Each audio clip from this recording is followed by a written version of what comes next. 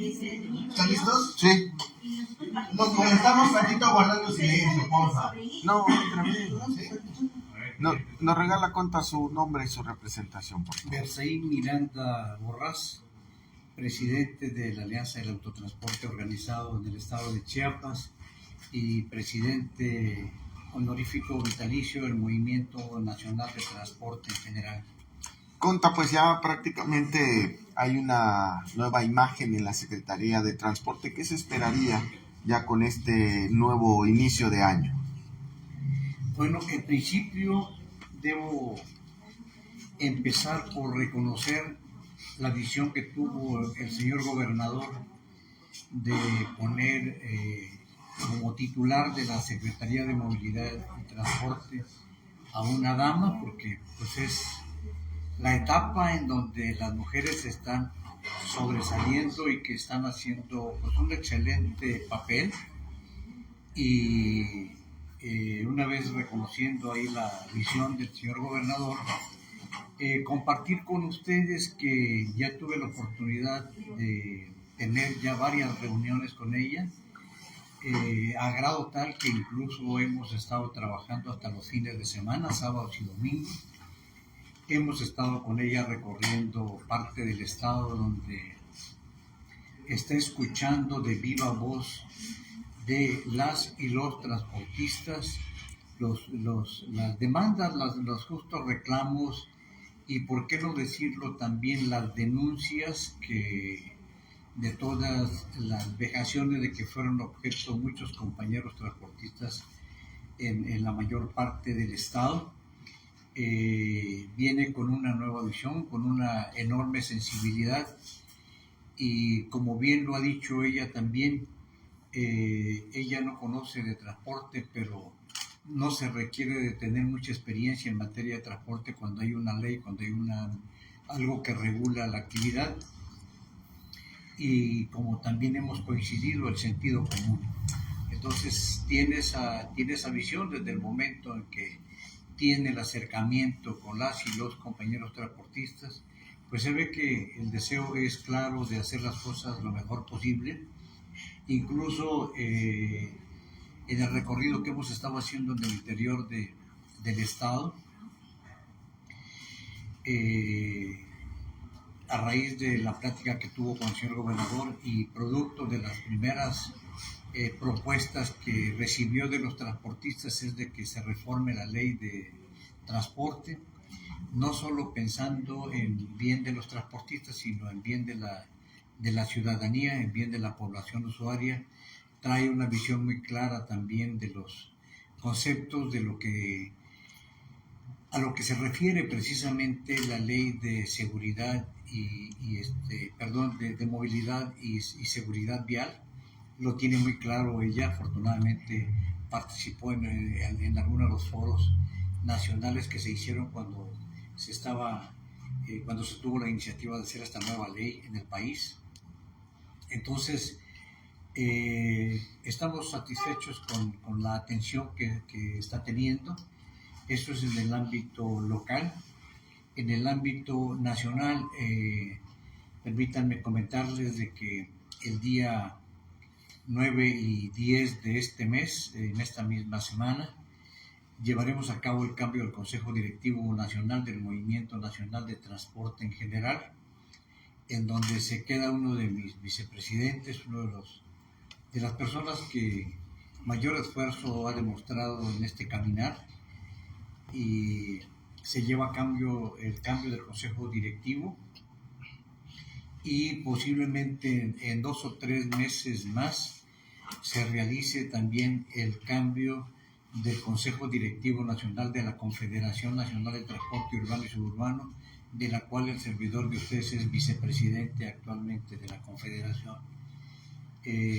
Así es de que en este año vamos a llevar a cabo el cambio de 2 consejos directivos de las 7 organizaciones que conformamos el Movimiento Nacional de Transporte en general. Oye, mi estimado, en Chiapas, el transportista, ¿qué necesidad está enfrentando actualmente? Pues la necesidad que tiene es de que se ponga orden, que se acabe con la anarquía, con la ingobernabilidad, que lamentablemente tiene como consecuencia una mala prestación del servicio, que no haya la inversión en la modernización de la flotilla vehicular por falta de garantías jurídicas, porque muchas veces la ciudadanía y la propia población usuaria se queja de las unidades en muy malas condiciones, pero lamentablemente no es porque el transportista no tenga la visión ni el deseo de querer mejorar el parque vehicular. Desgraciadamente, las autoridades mismas en el pasado han promovido el transporte pirata, que al principio se convierte en una competencia desleal y que al final viene siendo una competencia ruinosa, y eso es lo que no permite que los compañeros hagan el compromiso para renovar el parque vehicular, porque no hay esa certeza de que vayan a recuperar la inversión. Eso es lo que tiene y que mantiene una flota vehicular no acorde a los justos reclamos de la ciudadanía y de la población usuaria. Has dicho que están ya viendo que habrá una posible reforma a la ley del transporte, y esto se da constantemente. Se acaba de reformar esa ley hace unos años. ¿Y es necesaria esta reforma? ¿Ustedes la ven necesaria o solo con que se dé cumplimiento a la reforma última? No, lo que pasa es de que la ley que está vigente actualmente fue hecha expresamente para que tuvieran margen de hacer los grandes negocios el titular de la Secretaría de Movilidad y Transporte. Nosotros le dimos por llamar la ley Garrote, la ley del embudo, que nada más los únicos que no podían opinar en materia de transporte en esa ley son los auténticos transportistas, que son los que invierten, que son los que deberían opinar en ese sentido. Son los únicos que no tienen ni derecho a voz. Derecho a voz, y hasta eso muy selectivo. Fue expresamente hecha esa ley de esa manera, y lo que queremos es de que haya transparencia.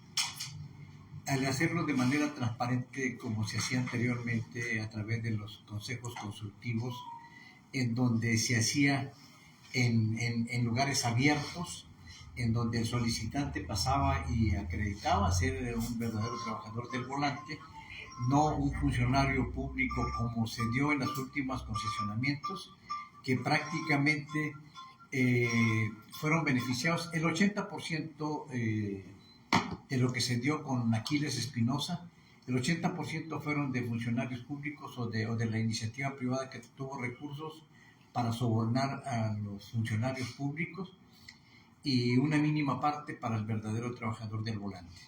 Es una realidad, porque así fue hecha la ley.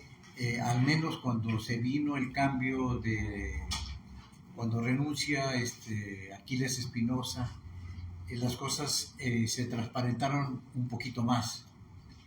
No se hicieron de maneras públicas, pero al menos no hubo tanto exceso, tanto abuso de poder como ocurrió en el periodo que estuvo Aquiles Espinosa. En este contexto actual del cambio de año y mucho ruido con multas en la capital chiapaneca, su opinión al respecto sobre el 40% que anunció el gobernador, y que han dicho que no está en firme, pero hay dimes y diretes en esa parte. Mientras tanto, la ciudadanía está preocupada por las posibles extorsiones. Ustedes, como transportistas, como trabajadores del volante, se ven más expuestos a ellas.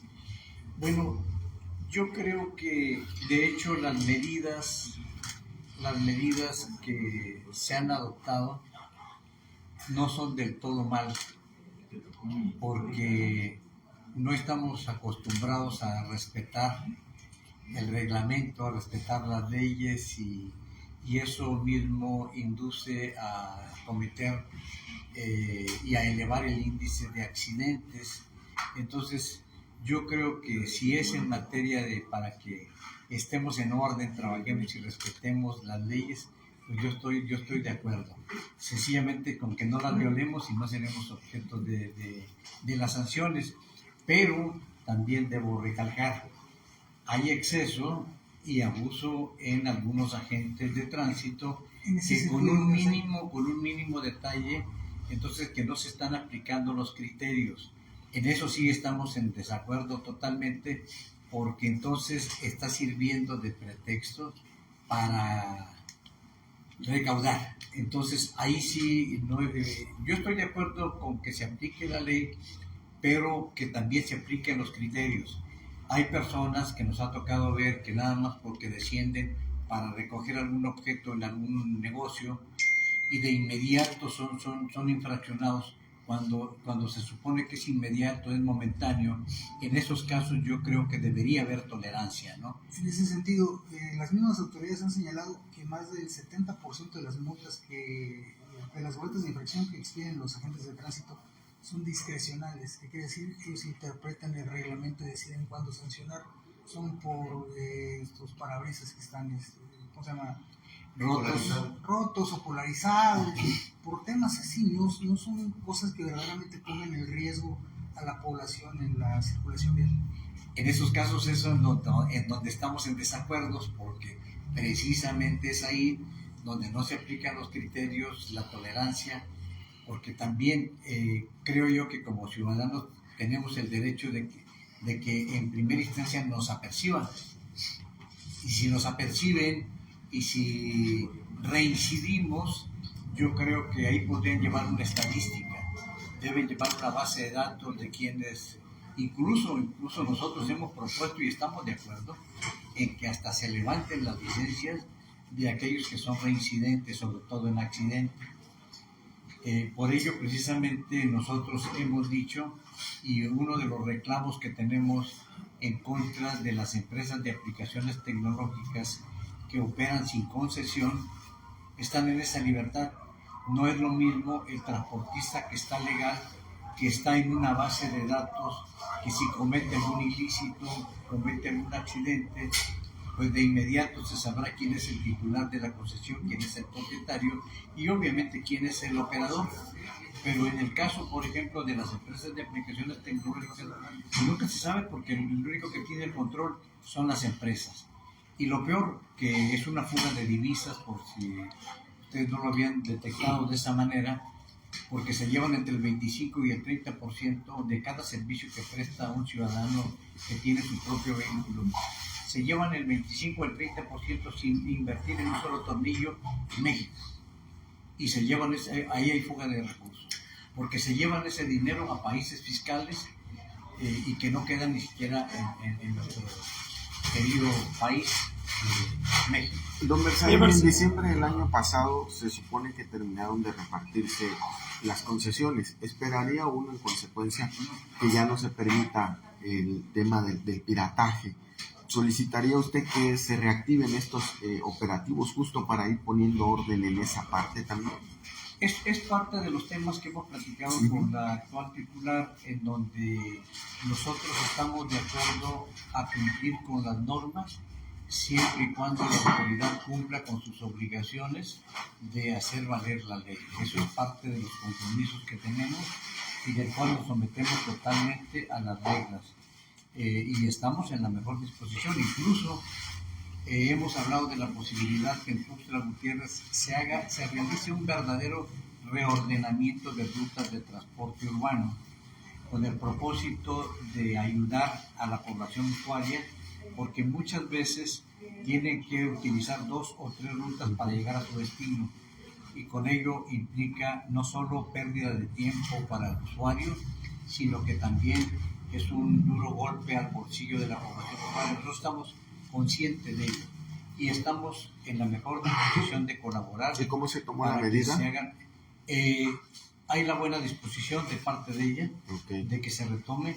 Incluso hemos hablado de la posibilidad de retomar lo que nuestra presidenta Claudia Sheinbaum aplicó en la Ciudad de México cuando fue jefa de gobierno, que los vehículos se chatarrizaron para que sustituyeran un microbús por un vehículo nuevo, y con el uso de combustibles más amigables al medio ambiente para contrarrestar los gases de efecto invernadero que están provocando el cambio climático.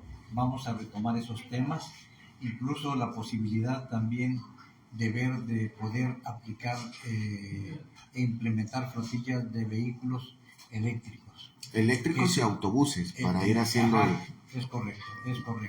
Las conversiones, porque el propósito fundamental de la creación de la ley de movilidad era precisamente para ir contrarrestando los gases de efecto invernadero y provocar, en vez de seguir incrementando el parque vehicular, incrementar la capacidad de los vehículos para no incrementar el número de motores. Pero en Chiapas, con Aquiles Espinosa, la modernización del transporte fue el mototaxi. En ese sentido, Fueron sustituidos, por mencionar un ejemplo, Berriozábal, habían 14 unidades de transporte urbano, fueron sustituidas por 800 motores de mototaxis. Entonces, ¿dónde están las políticas públicas encaminadas a contrarrestar los gases de efecto invernadero? Fue todo lo contrario. En ese sentido, recientemente, en el pasado mes de diciembre, hubo una disputa entre transportistas que les han señalado que hay una nueva ruta que está invadiendo.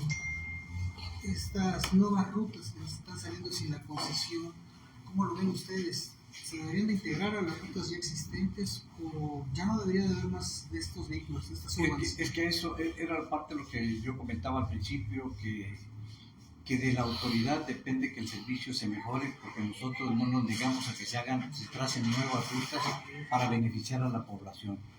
En este caso, de las nuevas rutas de las cuales usted hace referencia, efectivamente son con vehículos piratas y que están invadiendo al que está legal. Yo creo que si el transportista se negara a un proyecto de reordenamiento para beneficiar a la población usuaria, estoy de acuerdo que incluso la misma autoridad tolere esa parte. Pero si nosotros lo hemos venido manifestando, y ustedes como medios de comunicación lo saben, que desde hace varios años yo he propuesto precisamente que se haga un reordenamiento de ley, pero de manera real. No los trajes a las medidas que hicieron para favorecer a quienes dieron fuertes cantidades de dinero para modificar su ruta. No, yo creo que tenemos que pensar primeramente en cómo beneficiar a la población usuaria, que no tenga tantas horas que pierda de horas de trabajo para poder llegar a su destino. Entonces, nosotros estamos con la mejor disposición de colaborar con las autoridades. También es un tema que platicamos con el señor presidente y acordamos tener una reunión de manera conjunta el presidente municipal de Tuxtla Gutiérrez y la secretaria de Movilidad y Transporte para buscar los mecanismos de que se realicen los estudios. Pero nosotros, ¿qué es lo que estamos pidiendo? Que los estudios no vayan amañados, que los estudios se hagan reales en función de una verdadera necesidad de la población usuaria para determinar y hacer los proyectos de nuevas rutas. Primero se tiene que hacer los aforos con la población usuaria para ver cuáles son sus necesidades, cuáles son sus rutas de preferencia, para que dependiendo de ello se tracen las nuevas rutas y el usuario únicamente solo pague un solo pasaje para llegar a su destino, que ese es el propósito fundamental. El actual gobierno ha dicho de la revocación de concesiones en aquellos casos donde están involucrados en la delincuencia. ¿Qué registran ustedes del gremio en este tema? Siempre y cuando se realicen las investigaciones correspondientes, en virtud de que en algunos municipios los transportistas no entraron por iniciativa propia, sino que fueron obligados y estaban amenazados de que si no cumplían con las exigencias de las organizaciones delictivas, pues sencillamente estaban amenazados ellos y sus familiares. O le entraban, o en todo caso yo creo que aquí lo que se debe hacer realmente hacer una investigación, y si alguien está involucrado en una actividad ilícita, estamos totalmente de acuerdo en que se cancelen las concesiones, porque se supone que es un título de concesión, es para realizar un trabajo lícito para beneficio de la ciudadanía, y no que ese documento sirva para darle otros usos y que obviamente se cometan hechos delictivos. ¿Ya tienen número de casos en ese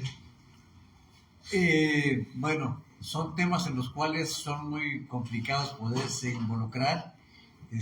Yo ahí sí les suplicaría que me reserve yo la respuesta en ese sentido. O sea, pero sí hay ya, han manifestado algunos de los miembros de la alianza que están en la lista de poder ser revocados sus concesiones. No. De los compañeros nuestros, no, afortunadamente, porque nosotros hemos siempre, nuestra organización creo que tiene un antecedente y que no se compara con las demás. No nos dedicamos a la gestoría de concesiones, nosotros nos dedicamos a velar por los intereses de los transportistas que están dentro de la legalidad, y siempre provocamos y hacemos cursos para que nuestros operadores, si no somos los mejores, pero no queremos ser de los peores tampoco, entonces siempre promovemos que sean respetuosos de la ley. Correcto, gracias, Berzaí Miranda Borras. Berzaí, volviendo un poquito a la cuestión del 40% que está